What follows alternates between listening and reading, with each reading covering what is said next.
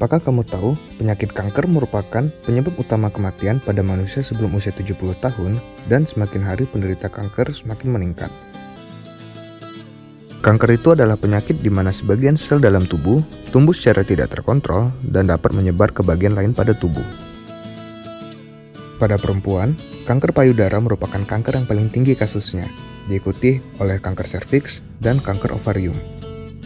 Dokter, aku takut deh ada kanker, aku harus apa dan kemana? Pertama-tama, ibu harus tahu terlebih dahulu informasi lanjut mengenai kanker dan cara mencegahnya.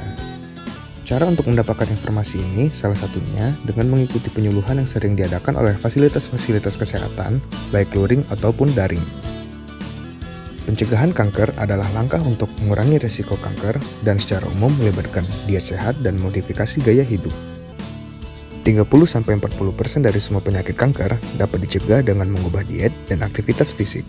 Penambahan konsumsi buah-buahan yang kaya dengan antioksidan dan sayuran, termasuk kacang-kacangan, biji-bijian, bumbu dan rempah dapat membantu mencegah kanker. Upayakan aktivitas secara fisik. Lakukan aktivitas fisik setidaknya 30 menit dan jaga berat badan ideal. Pencegahan kanker ginekologi. Ada kanker serviks atau kanker leher rahim, pencegahan utama adalah menghindari faktor risikonya, yaitu menghindari perilaku seksual berisiko untuk terinfeksi virus HPV yang menyebabkan kanker tersebut, seperti tidak berganti-ganti pasangan seksual, tidak melakukan hubungan seksual pada usia dini atau kurang dari 20 tahun, menghindari paparan asap rokok, melakukan vaksinasi HPV, dan melakukan pemeriksaan IVA atau pap smear. Jika terdapat hasil pemeriksaan IVA atau pap smear positif, ibu selanjutnya dapat dirujuk ke fasilitas kesehatan sekunder atau tersier. Pada kanker ovarium atau kanker indung telur, waspadai gejala perut kembung, penurunan berat badan, cepat begah atau kenyang, sering buang air kecil, dan nyeri daerah panggul. Jika didapati gejala tersebut, segera ke fasilitas kesehatan terdekat untuk melakukan pemeriksaan. Pemeriksaan lab yang digunakan untuk mendeteksi adanya kanker ovarium adalah pemeriksaan protein CA125. Jika ditemukan kanker ovarium, segera rujuk ke fasilitas kesehatan tersier untuk mendapatkan penanganan lebih lanjut. Dengan deteksi sedini mungkin, penanganan dapat cepat dilakukan sehingga meningkatkan kualitas hidup dan menghemat biaya. Jika ditemui keganasan pada fasilitas kesehatan primer atau sekunder dan fasilitas kurang mumpuni, segera rujuk ke fasilitas kesehatan tersier untuk mendapatkan penanganan yang paling ideal. Penanganan kanker ginekologi di rumah sakit tersier.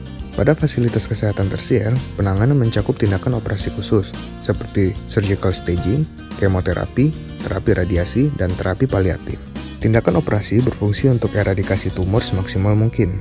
Pada stadium dini, dilakukan surgical staging berupa pengangkatan massa tumor, kelenjar getah bening, dan jaringan omentum. Pada stadium lanjut, dilakukan complete debulking berupa pengangkatan rahim, indung telur, usus buntu, jaringan omentum, kelenjar getah bening, dan pengangkatan seluruh massa tumor yang terlihat. Seringkali, karena terbatasnya fasilitas di rujukan primer ataupun sekunder, seperti potong beku untuk menilai jaringan tumor, menyebabkan pasien mengalami incomplete surgical staging, sehingga hasil penanganan tidak optimal dan memuaskan. Untungnya, di RSUD Tarakan Jakarta, sebagai fasilitas kesehatan tersier, memiliki fasilitas potong beku jaringan tumor, di mana hasil patologi anatominya bisa langsung didapatkan. Jika pada hasil potong beku jaringan ganas atau terdapat penyebaran ke jaringan lain, maka perlu dilakukan kemoterapi sebanyak 6 kali dengan agen berbasis platinum dan paklitaxe. Pemberian kemoterapi berfungsi untuk memperlambat lajunya perkembangan tumor, sehingga akan memperpanjang harapan hidup dan meningkatkan kualitas hidup. Tetapi tidak jarang juga terjadi penurunan harapan hidup akibat adanya sel residu tumor yang menyebabkan kanker dapat terjadi kembali. Hal ini dikarenakan residu tumor tersebut resisten kepada kemoterapi. Skor IHK UNEDO merupakan suatu upaya untuk meningkatkan angka harapan hidup dengan menggunakan aplikasi klinis skor. Skor ini digunakan untuk mengetahui respon terapi, kemoresisten, dan kemosensitif pada pasien dengan kanker ovarium. Skor ini melibatkan pemeriksaan DDB2 di jaringan kanker ovarium dengan uji imunohistokimia dan CA125 serum.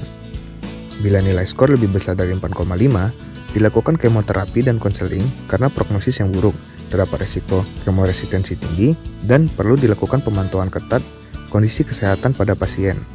Penerapan skor ini bermanfaat untuk mengarahkan perawatan kemoterapi yang tepat sesuai fungsi dan manfaat, sehingga mengurangi paparan kemoterapi dan menghindari efek samping kemoterapi yang cukup tinggi karena sifatnya yang toksik pada ginjal dan hati. Oh, ternyata begitu ya dok. Terima kasih ya atas informasinya. Ya Bu, sama-sama.